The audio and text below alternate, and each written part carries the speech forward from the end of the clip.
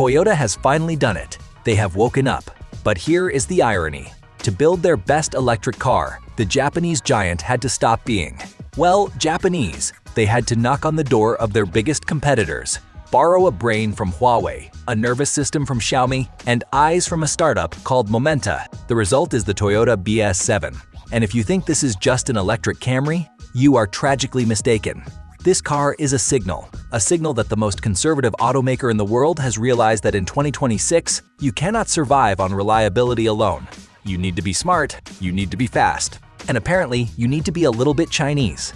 Why should you watch this video to the very end? Because this sedan costs about as much as a well-equipped Corolla in some markets, yet it offers technology that makes a Mercedes S-Class look nervously at its owner. We are going to find out if this is the savior Toyota needs, or just a beautiful wrapper for Chinese tech. And trust me, the answer is not as simple as it seems. Let's start with what you see first, the size. When people say electric Camry, they are insulting this car. The BZ7 is enormous. It stretches to 5,130 millimeters in length. That is not Camry territory. That is knocking on the door of the long-wheelbase German executive sedans. It is nearly 2 meters wide, 1,965 millimeters to be precise. It takes up space. It demands respect on the road. And frankly, it makes the BZ4X look like a toy. Toyota has finally understood that if you want to sell a status car, it has to look like a status car. The design is surprisingly calm. And I mean that as a compliment in a world where every electric car is trying to scream, "I am from the future." With sharp angles and weird grills, the BZ7 is smooth. It has that hammerhead shark nose we have seen on the new Prius and Camry. But here, because there is no engine to cool, it is cleaner. The C-shaped lead strip across the front looks aggressive but focused. The door handles, they are semi-flush. They pop out when you need them, but they don't T-freeze shut in winter like on some other cars we know. Thank you, Toyota engineers, for remembering that weather exists. But the real magic or the controversy, depending on how you look at it, is inside. This is where the Toyota part ends and the tech giant part begins. You see, for years, Toyota's infotainment systems were, let's be polite and say nostalgic. They looked like they were powered by a potato. But in the BZ7, they threw the old system in the trash. The entire digital brain of this car is Huawei. Yes, that Huawei. The operating system is HarmonyOS. And if you have never used it, imagine if your smartphone and your car had a baby, and that baby went to Harvard. It is fast, it is fluid, and it actually works. And it is not just Huawei, Xiaomi is here too. This car is part of the human X-Car X-Home ecosystem. What does that mean in plain English? It means you can be driving home and tell your car to turn on your living room lights, start the robot vacuum, and boil the kettle. Or you can be sitting on your couch and tell your phone to preheat the car's seats because it is freezing outside. It sounds like a gimmick until you use it. Then, you wonder how you lived without it. It turns the car from a machine into a gadget, a 2-ton, leather-wrapped gadget. Speaking of leather, let's talk about the cabin.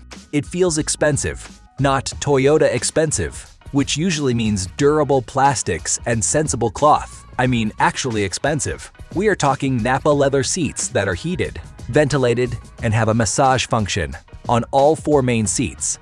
The front passenger gets a zero-gravity seat with a leg rest. You can literally lay back and nap while your partner drives. The dashboard uses real ash wood. There is ambient lighting that doesn't look like a cheap disco. It is soft and welcoming. And the audio system? It is a premium Yamaha setup with 23 speakers. 23. You could probably hear the drummer breathing on your favorite tracks. But here is where my skepticism kicks in. A car is not just a living room, you have to drive it.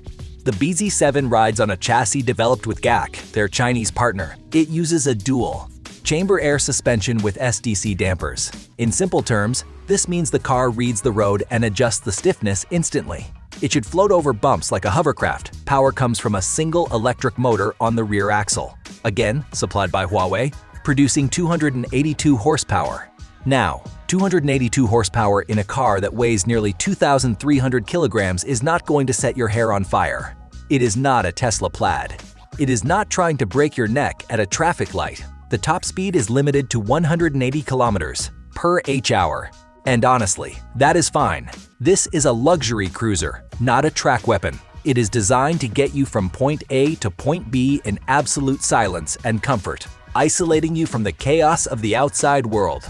The battery is a lithium-iron phosphate unit or LFP. These are great because they are durable and safer than traditional lithium-ion batteries. Even if they are a bit heavier, you have two choices: a 71.3 kilowatt-hour pack or a larger 88 kilowatt-hour pack. The optimistic Chinese test cycle claims you can get up to 710 kilometers of range on the big battery.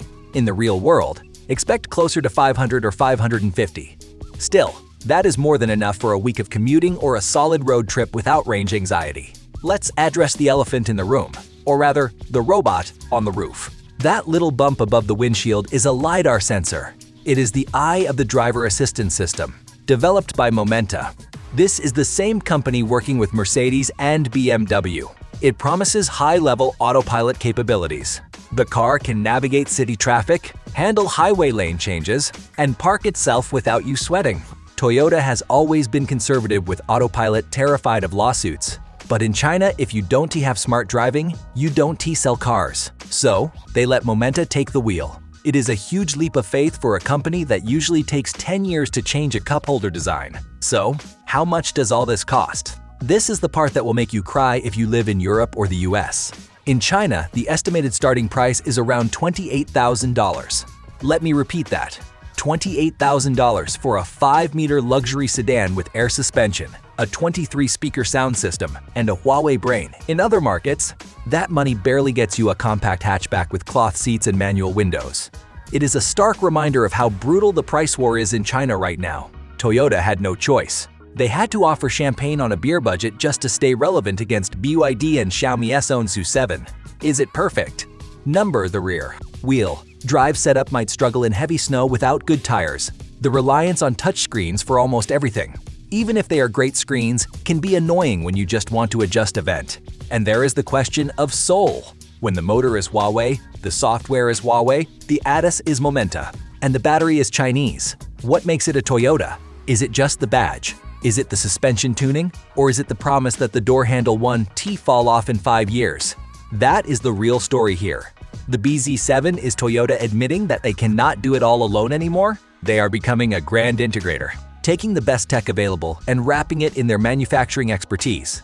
And honestly, for the consumer, that is a win. You get the build quality of a legacy automaker with the tech of a Silicon Valley startup. Will we see it outside China? Maybe, but probably not at this price. If this came to the US or Europe, tariffs and taxes would likely double the cost. But it proves that Toyota can build a competitive, desirable electric car when they are pushed into a corner. They just needed a little help from their friends and rivals to do it.